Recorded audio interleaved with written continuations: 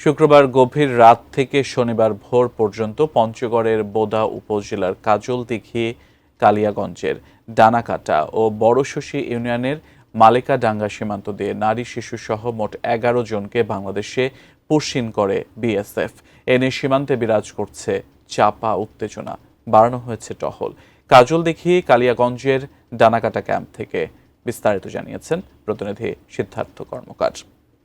কালকে আমরা লক্ষ্য করেছি এই যাবৎকালে সবচেয়ে বড় পুশিনের ঘটনাটি কিন্তু ঘটেছে এবং এর পরপরই কিন্তু ভারতের বিএসএফের সাথে পতাকা বৈঠকে বসেছিল বিজিবি কর্তৃপক্ষ এবং সেখানে কিন্তু তারা এই ঘটনার তীব্র নিন্দা জানান এবং প্রতিবাদ জানান।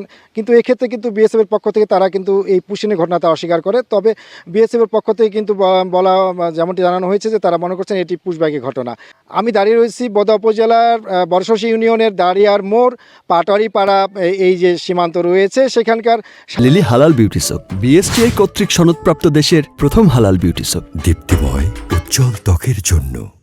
৭৭৪ যে মেইন পিলার রয়েছে তার পাশে কিন্তু আমরা দাঁড়িয়ে রয়েছে এবং আমার পেছনেই কিন্তু যে সীমানার কাঁটাতারে বেড়া সেটি রয়েছে। তো এখানকার যারা স্থানীয় বাসিন্দা তারা কিন্তু প্রত্যক্ষদর্শী রয়েছে, তাদের সাথে কথা বলতে চাইবো।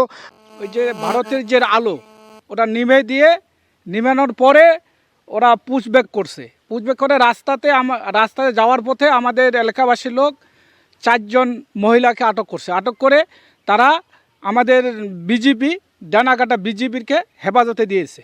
তিনি যেমনটি জানাচ্ছিলেন যে আসলে এই পুশব্যাকের যে ঘটনাটা ঘটেছে গতকালকে, এরপর থেকে কিন্তু এলাকায় কিছুটা তারা উত্তেজনা বিরাজ করছে।